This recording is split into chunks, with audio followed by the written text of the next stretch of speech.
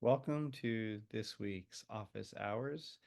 Office Hours is a new thing we're doing to help teachers that want to get started, as well as teachers that want to do something new or want to try to work on something advanced. Uh, I remember going to office hours for calculus, and they were a lot of fun. And so everyone's welcome. You can bring your friends. And for this, I'll also try to focus on different topics and record some of them and post. So this is the first one that we're recording and posting. And I'll go ahead and uh, go to Skies, which you can search Skies Learn. If you do that, it's going to be the very first link, skieslearn.com, and you can just click on it. And uh, I'll dive right in. Um, you don't have to remember a username or password, so just kind of ignore my username and password. 99% of people will click the Google button. We see a lot of Chromebooks in schools, so you can just click that. If it's your first time, click confirm, click register. It's 2 clicks and you're done. Same for kids, same for students. Um, uh, we have other ways of logging in, clever barcodes, and we're happy to help you with those usernames so that it's never an issue getting students logged in, even if they just arrived, even if they don't have emails. So today, uh,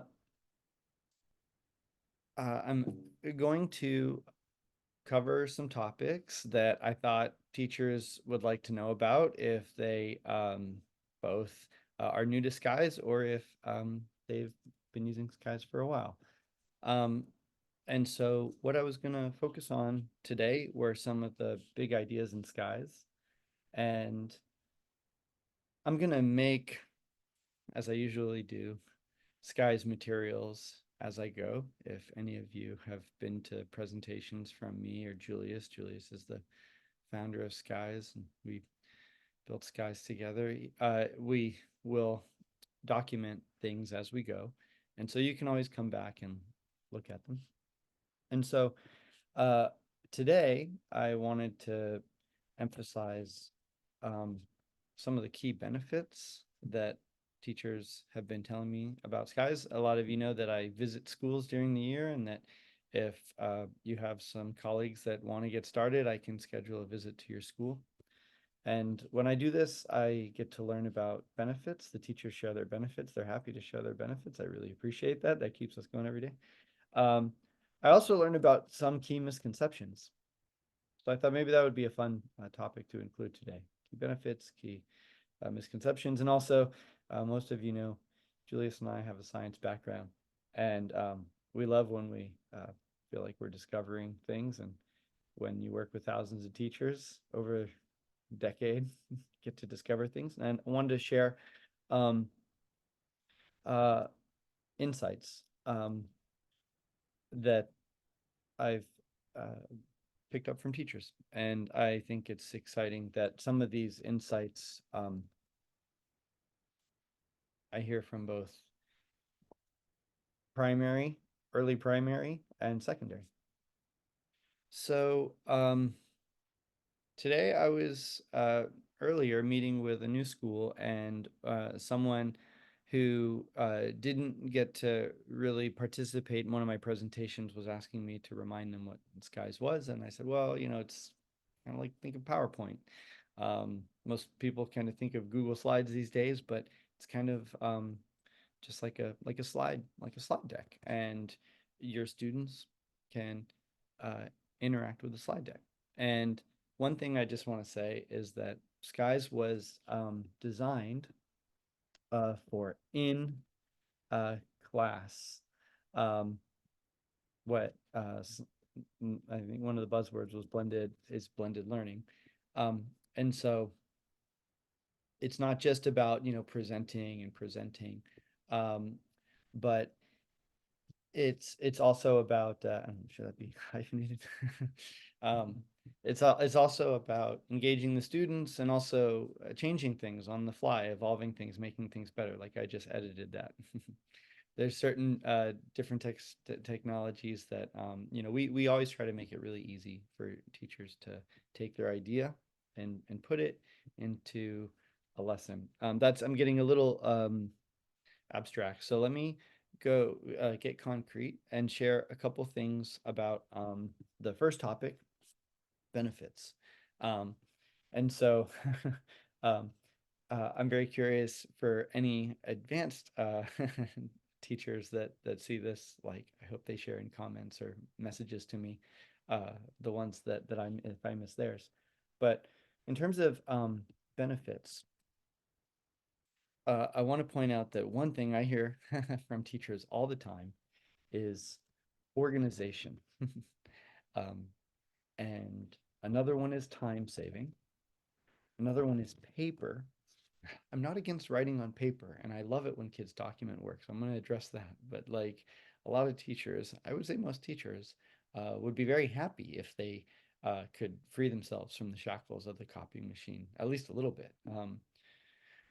More than they are. I mean, just save. I mean, I hear it from all the time. Teachers are telling me, "Oh yeah, I have plenty of copy to share with my colleagues, or I don't have to use so many trees." Some anyway. So this is what I hear from teachers the most: organization, time saving, paper saving, support, um, our support, um, and so let me start with organization, and I just want to point out that uh, as I um, want to here bring up the first misconception. And so with skies, I hear from teachers all the time how uh, they press this menu button, the three horizontal lines, which first grade teachers taught me to call the hamburger. So they hit the hamburger and they just show me how they've organized their lives, their year. And I'll say I notice, I wish I had accurate numbers, but I'd say there's probably a majority that will label things kind of like folders where they'll create things like week one, week two, week three, um, and then within these lessons create sub lessons. And I notice a lot of teachers liking to name things by days. They'll call things Monday and Tuesday, or they'll put the date. um Let me jump over to week two. Sometimes I the other thing I often see is teachers labeling things by category. Now, this depends if it's elementary or middle or secondary, but in elementary, you might see teachers actually use categories like ELA, like math. They might call ELA something else, but these are just folders that the students can follow. Or with secondary, you'll see things called like unit, unit three, and then sometimes when teachers see this, they ask me, how far can you go? And so like you might have a complicated unit where inside unit three you have multiple chapters, chapter one, chapter two, chapter three. Um, right here I wanted unit three and I wanted chapter one right here. So I just made a little mistake. I pressed the wrong button. And so you can see how there's a difference between lessons and sublessons. And of course, this is a good time to introduce how there's a pencil for editing, and you can just delete that, move things around, change things. You don't need to. And I guess so here I want to if you watch this much of the video, like emphasize that because I hear from teachers so often how much this has helped them. I want to take a moment to emphasize it, because this is something that I see a lot of satisfaction in teachers' lives. They just say they can, organize things the whole year.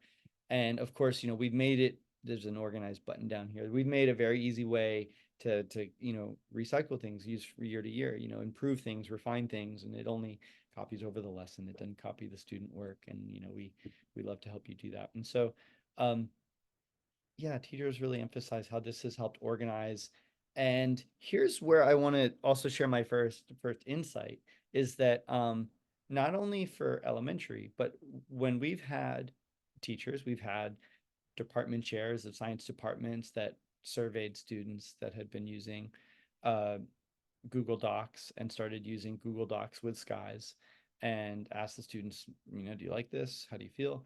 And the students overwhelmingly said, oh, it things are even easier to find. It's easier to find things, study for things, and it's just all organized. And if you are a teacher, preparing week 3 and you don't want access to week 3, it's very easy to hide this stuff.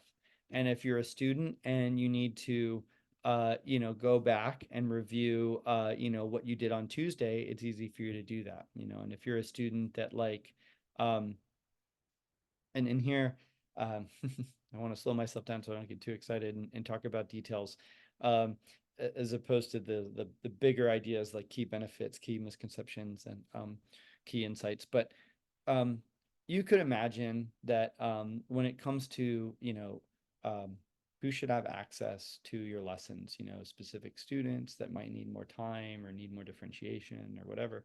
Um, Skies actually gives you the ability to do that, to control that. Teachers told us they needed that. We listened to them, and I think that's um, maybe the first chance where I'll emphasize that with us, you can hit this help button, and we're helping you, right there, you know, in the moment you ran into an issue. If you ran it, you ran if you're trying to figure something out in class, and we can help you. So one of the key benefits, organization. I hear that all the time from the teachers. Everything's organized. I have everything in one place. I'll say what that means maybe a little bit differently, but um, and uh, these um, when if you organize things in the way that's just makes the most sense to you, uh, you might have noticed that, oh, it's hard to go back and find things. And so Julius, he's got a great search here, um, where you can search for keywords, and it will look through your whole uh, curriculum of all your lessons, all your materials. And so it's very easy to find things when you're trying to go back and review things. And then when you are making your lesson, so we call um, these lessons, make new lesson and sub lessons. When you're making your lesson, um, here I want to address a benefit, and then I'll also want to bring up a misconception I've noticed, and sometimes, and to try to keep uh, teachers um, from to help teachers have like the best path starting. So I want to bring those up. So let's say I'm making a lesson. So I'm making a lesson, and so whenever you're making a lesson, what does that mean? Um, and it'd be fun to do one of the office hours on like what's a lesson, because I think that when I first started, like and I was a scientist getting exposed to lessons through like some lesson planning session or lesson study session. Sometimes you learn about models, 5E model, whatever. And then but it's kind of abstract. When I was in the classroom, I could see there's lots of things you're doing, lots of different elements and activities that make up a lesson. So so so when you make a lesson, okay, the kids are going to be doing something, so you give it a title. Um, I'm just going to call this lesson 1, and I'll just point out that you don't need to add anything else. Sometimes teachers will put some uh, basic information about the lesson here, because they want to send it to their LMS, like a description on Schoology. But you don't need to do anything else. You can just hit save. Skies, and this is kind of a guiding principle in Skies. We try to set things up so that you don't have to worry about changing any settings. So I have lesson one. Here's lesson one. I'm gonna close this. And teachers tell me a lot that Skies helps them organize things in two ways. One, um, even though you sort of see how this is an outline, by outline by I mean like when you learned about outlines like Roman numeral one, ABC, it's kind of like here's the directory, and I can go through. Yeah, it's it might seem very kind of dry at first, but enough teachers have told me, oh, it's just so easy having everything organized that I emphasize it. And then the other way it's organized is here, having a lot of different elements in one place. And today I saw somebody who was showing me how they have students do stuff, and she said, oh, here's where they go, and they go into each thing. And one of the things they went to was iReady. And so um, we see a lot of teachers that might have a link, and uh, they have different places they need to go. Sometimes they're at schools where there's a lot of different various programs that students are supposed to go to, and so um, they can just put the text from the website where they're supposed to go, and now um, it's like organized. Like that's one of the things they're going to do, and so um, here's a card.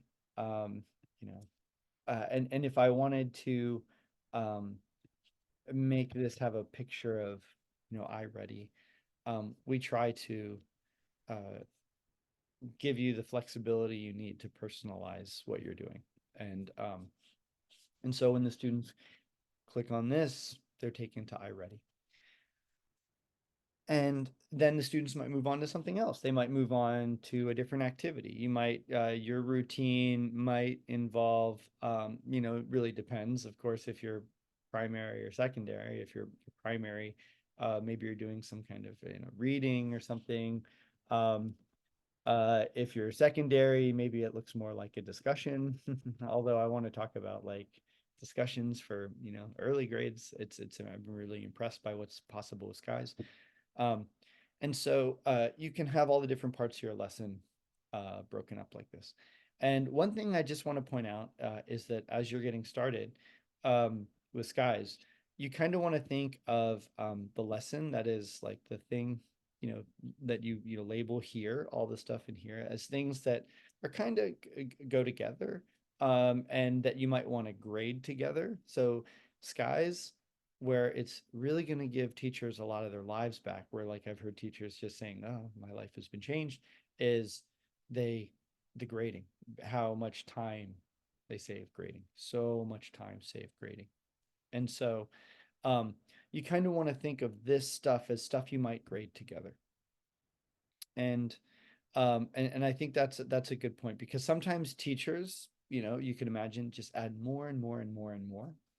And when in an advanced topic, we'll talk about this idea of like putting columns together in stacks, or different ways that you can, handle, long materials. But we also realize it's helpful to chunk things, and we realize that from teachers. Teachers emphasize, chunking things and making them in more bite-sized pieces. And so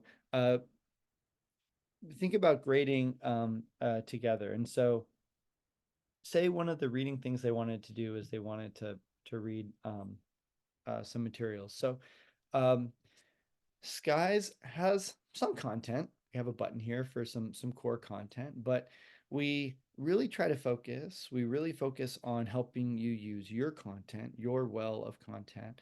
And so, let's say we've got uh, some worksheets.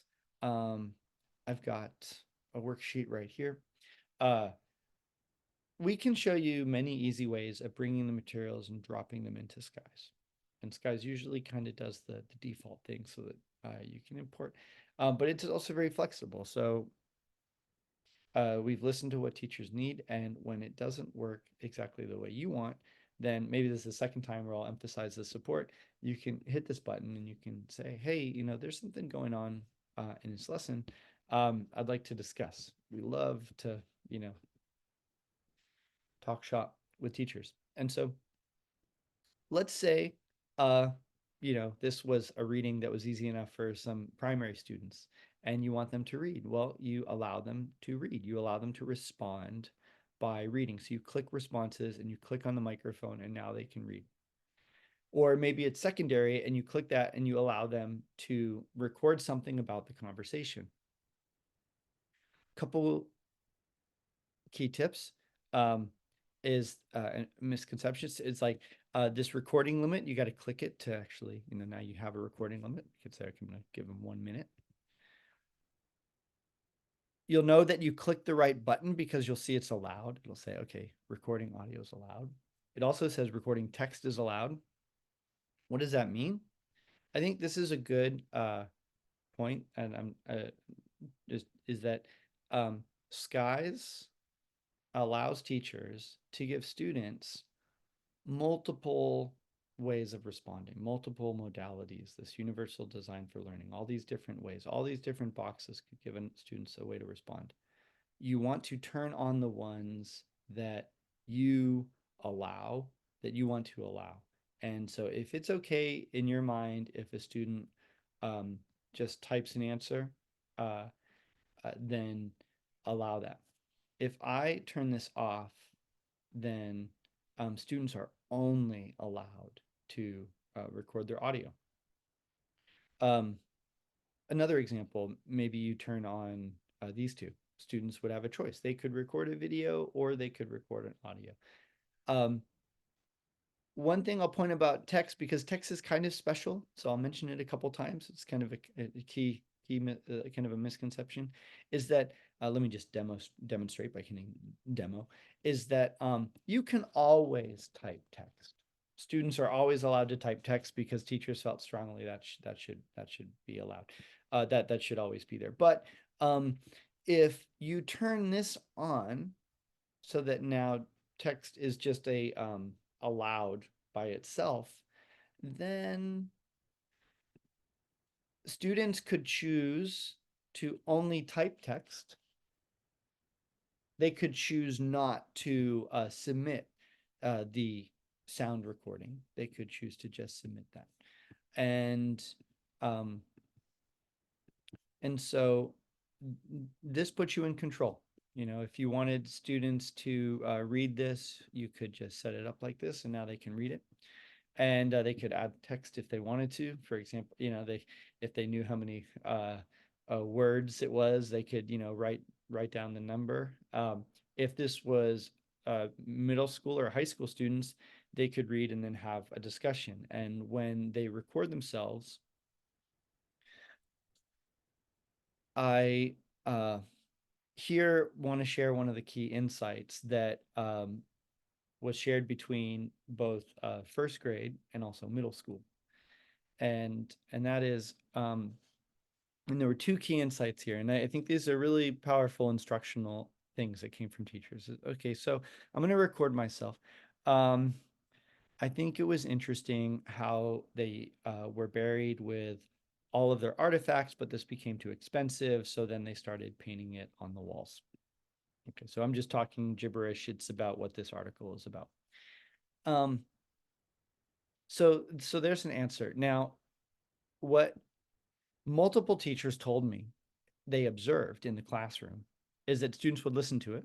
I think it was interesting, not quite be satisfied, and retake it. I thought, and they lauded the benefits and talked about how great this was, that the students were self-improving. And this is something, this is a really great feature that comes up. One more thing I want to say about this panel, which is mind-blowing, is that the students can choose to speak to text. And if I'm speaking here, I think it was interesting that they used to bury them with their artifacts, but it became too expensive, so then they painted them on the walls.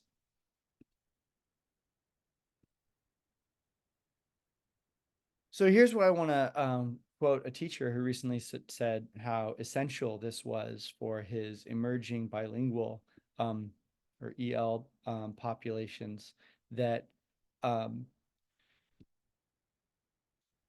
they you can communicate, in the language, and it can listen. If you're speaking in one of these languages, it will type in this language, and you can, have a several goes at it, and then all of the work is here. All of the students are doing this in class, and this only takes, um, a few minutes. And I saw it before my eyes in a recent first grade classroom. And so, okay, students had 5 minutes, talk about the story, say something you agree about the story. I could hear them, re-reporting. They got it just right. What did this look like when they were done? I have some resources here just to give an idea. Here's one of these ideas of collapsed. I collapse this right over here. So here you can see like recordings, 15 recordings. And if I press this grades button, because I emphasize that grades is one of those things that really um, saves a lot of time for teachers, where is that um, here's this other key insight, is that now that we have all the student work here, we can go through and we can hear from everyone, because we have time. There's more time in the classroom, because the teacher, I talked about this most recently, was pointing out that, usually there's a lag time the kids have to process. There's a, that there's also like students might not do the best when everyone's looking at them on the spot. They were sharing some recent observations, and it's hard for the students to perform at their best, and there's all these, and so like here the students can really get a great shot, and then now the teacher can go through and play these, and they can hear from everyone.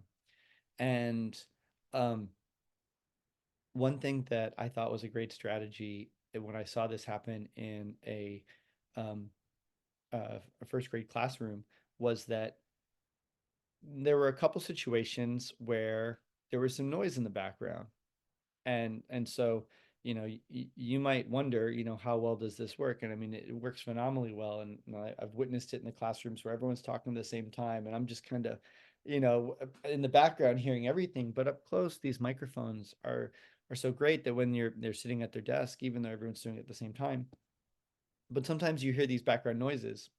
So the teacher actually um, highlighted it to the student, said, okay, do you hear that? That is why we need to be quiet in classroom. That is why, like, you can't be screaming. Like, this is a reason, right? Like, this is interfering now. And it was cool to have like this evidence to show the kid.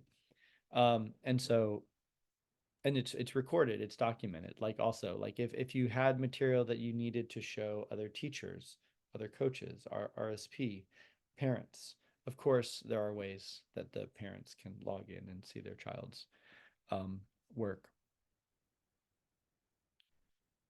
So, yeah, I noticed recently with some teachers getting started, when they were adding more and more cards, I reminded them that, it's each one of these is like a lesson.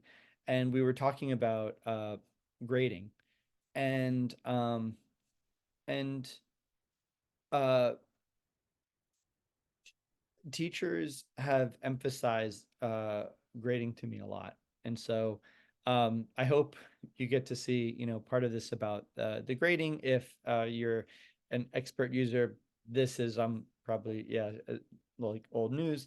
But one thing that teachers emphasize is, like, when you can see all the work right away like this, and you can do it in class, and you can start seeing coming up, you can start giving feedback to the kids, that uh, as soon as it starts appearing. And so right here where it says teacher feedback, you can start typing feedback, um, and hitting save. And the kids get the kind of notification, they see it, or you say, hey, lights, I sent it, they get a notification. But they can start revising. You can see they're editing. So and so is editing their work. You can see down at the bottom, okay, who's missing? Maybe I'm going to go check on those people. So the progress monitoring and assessment. Um, and so teachers will emphasize, when you have it all in one place like this, it's much easier to select the ones that may need to, go back and um, add um, some more details, and you can say, okay, that group, I'm going to give um, a score that's not quite, 4 out of 4 yet. Um, all the others, I'm going to go ahead and give a 4 out of 4. For now, it looks like they met the requirement, and I'm going to go check on with these students, and and then I can start looking at these, carefully and being, okay, this one, maybe we need to look at, organization. I'm just going to pretend like this is a comment. Teachers told us often that, that comment is something that I usually have to give to about a third of the students, and our experience is the same. There's sort of these, you know, 3 groups. And so it's like, oh, okay, well, actually, what, this one is also that. I'll press paste and they get it. I'll press paste, they get it. Maybe some of this group needs to, like, add more details, right? So I press save, I come over here, I press paste. Now that's my most recent comment.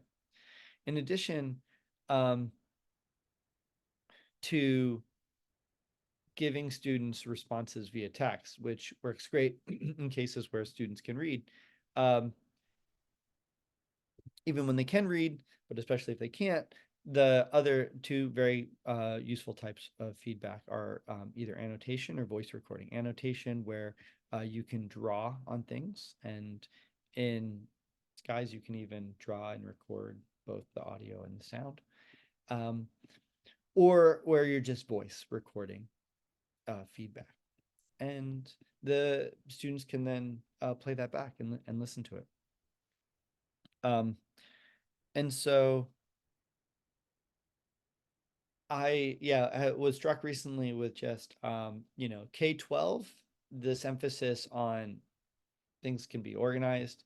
K-12, this emphasis of, all the different things can, all the different elements of the the lesson can be there. But also the fact that, recording conversations is useful not only for little kids but for big kids, because we can record for posterity, like document, what like everyone's ideas and share them. And one thing that I didn't show is that when you are showing all their ideas, um, if some of the students have been using other forms of communication, you can choose English, or if other students need to, support with other forms of communication, they can choose their language. And not only, and this is, I think, a point that many get right away, but sometimes it's overlooked. And so it's so powerful that that's why I pause, is that not only is the lesson translated, right? And some teachers will laboriously copy and paste text into other languages to translate that. But Skies has also translated the student responses. And so when you're using these language resources, not only can the students and their families, if they're looking at things remotely, working on things, progress, they can also see what the students are saying in their class. Um, so we always encourage teachers when they get started with Skies to do something simple, one card, like a 1 card lesson. Um, Enter text, ask a question. You want to start with SEL, you know, find a question, any sort of check for understanding that you have in your existing curricula, and then just allow them to respond by just typing a text response. If they can't type, then allow them to respond in another way, recording an audio or taking a picture of the work, because a lot of times you want students writing and you want to document that work. And it's okay if it's virtual. Sky still makes it easy to get it off of Skies and put it on your wall.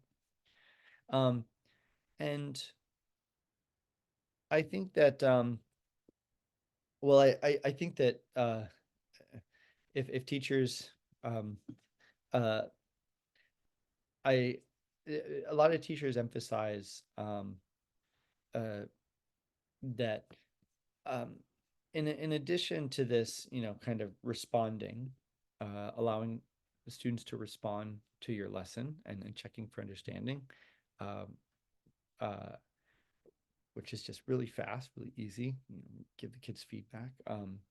Uh, they also say, it's nice that you can have all these different things in one place, and some of the things that um, they tell me to highlight right away. And so I'm laughing because like I'm clearly highlighting this too late, but maybe we'll like kind of mark it as a key point or something if we can do that in the video, is that when you're pulling up an image, right? Say you're in kinder and you're looking at shapes. You can just make these cards really quick. Lots of examples of shapes or trees or planets, or like if you're in higher grades, whatever it is. Um, Nice academic images. Also, if you're doing videos, right? And you're doing something like, um, you know, algebra, fourth grade, adding second grade. Again, you can, find the video, put the video in. Also, um, one nice thing, a couple nice things about doing this way is one, you'll notice there's not an advertisement there. Also, I can turn the card on and off. And this is another one of those key benefits, like instructional things that's key K-12. Um, People get distracted, so when if I pretend like I'm a student, it's like, oh, I see all this stuff, right? You could turn this card off and now the student sees less.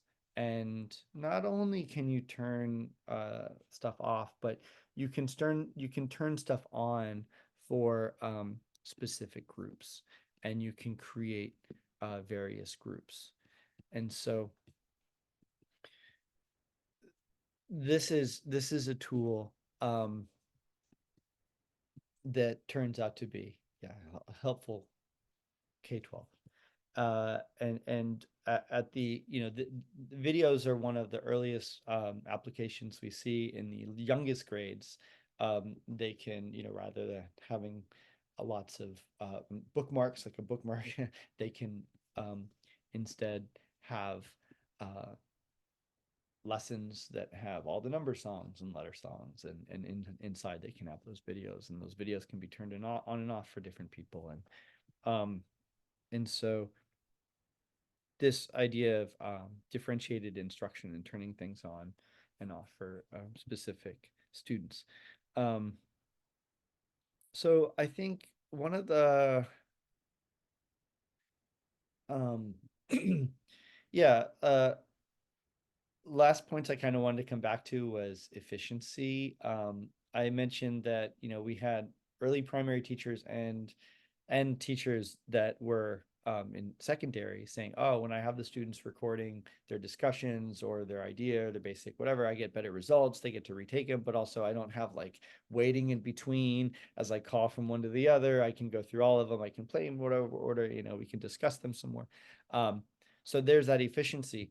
There's also a lot of teachers that save paper and time, and grading with skies worksheets uh, by doing worksheets on skies. Now, sometimes you want the students to write on the worksheet, and so teachers make use of this camera photo option so that the students can hold up a picture, and when they click snap photo, it counts down, so um, uh, that's an option. But when you have a worksheet, and this is the image thing that teachers I meant to do when I was showing the images, is that if I search for like nouns activity sheet, third grade, right? If you use the keywords for your subject, and you can find these things, and you'll it's uh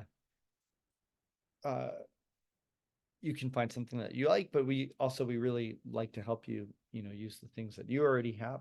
But again, you can allow the students to respond by just writing on it. That's all you have to do right there. Don't worry, writing also means typing. And so when the students, if they need to write or match something, but also up here, you'll see the typing and you see how they can type. And a teacher today was, oh, I remember taking screenshots and adding boxes. You'll notice these boxes just appeared because Skies found it. So even though I got this kind of grainy worksheet off the web, it was still good enough to find the boxes. And I want to pause before I go on to showing you how I would grade a whole stack of worksheets. Because here's a whole stack of worksheets right here. Um, because I just want to say that one thing I want to uh, make sure teachers understand is like how hard we've worked to make their um, lives easier. And I had a principal that taught in a classroom once say, well, when I was in the pandemic, um, my my stack of papers just turned into a stack of files. And instead of just having a stack of this stack of papers I had to grade, I had all these videos I had to go through. I had all these like pictures that I had to analyze. Um, and so, we don't we have the view that technology can help you solve these issues um and have I think Skies has a phenomenal track record of innovating these tools. So like here's just it looks like a mess, but using the worksheet grader, I can zoom into a region and I can see all of the students' responses. And Skies is smart enough to put, five of these together and say, they're all the same. That's great that one kid liked to write it in pink. But you don't have to worry about grading each one individually. You can just grade all of them at once. And in fact, if you're okay that a couple of the kids just misspelled it, you could just say, yeah, these are all great. So those are all right. If let's just pretend I want to say, yeah, these this one's wrong. Um, it's just takes seconds to a minute or two to go through a worksheet and you can give the students feedback. And so um it's um like Skies likes to take those things that you're already doing, your curriculum and worksheets, the activities you're doing with the students, one-on-one when you're sitting at the tables, analyzing their reading, when you're calling on students, have the discussions, but allow everyone to do it in parallel and allow you to be able to monitor it the way you would as a teacher. And you can trust us because teachers have been telling us how you want to do it for 10 years. And then for uh, for I think it's important, once you've given students grades and feedback. I mean, it's important for students to get feedback in grades, and then schools also need to send um, some grades to various learning management systems or report cards, and two very popular ones. Um, we have a grade book right here, so you just go in the grade book. Two popular ones are Schoology and Google Classroom. Um, and so I'm gonna just click on this one as an example. And so it's easy to hit an upload button and have Skies post the assignment for you in Google Classroom or in Schoology and to transfer the grades for you, which can save a lot of time. As if you're someone that has things so streamlined that you're posting a lot of assignments, then if you look at all the things you're clicking, you're very aware of how a couple clicks could save could add up. And so I think that yeah, we're always trying to emphasize the um, uh, ways to help teachers save time and get more out of the materials they have. And I'll do like a separate office hours on Google Classroom. But uh, you know, some people might see this and say, well, this kind of reminds me of like Google Slides. I didn't hear what James was saying about the interaction. I have some interaction using forms or something. Uh, so maybe I don't need skies, or I have Schoology or Google Classroom and the students, it seems kind of redundant. And so what I will try to highlight in some of the big ideas for other um uh yeah, like major concepts like Google, because you can see here there's there is Google here. There is a Google template here, and you can see um uh Google, a lot of teachers want to have students be able to create slides, create sheets, create docs, or help them learn how to do that. And so with Skies, you can get a lot more out of your materials. Um, Same thing, with Schoology. If you're using Skies with your Google or with Schoology, then you're going to get a lot more mileage. There's going to be a lot more things that the students could do, so you can give them a lot more practice. And it's like two for one, three for one. It's not like you have to go get more materials. There's just like different ways you can try to, test them. Um, Also, if you've ever used uh, Google Materials extensively, you know that when you're using them in a classroom environment, there are challenges. There are things that teachers wish they had that could make it easier. Um, and the um, all everything is constantly evolving and getting better and better. But right now, when teachers use these materials on Skies, they get the benefits of being able to see all the student work together, grade all the work together, send grades. And so um, if I want to encourage teachers that may rely on like one thing or another. Maybe they just use Google or they just use Schoology, to talk to us about giving Skies a try, so that you could see how it allows you to get take the ideas, those principles, and get like even more, or use them even more.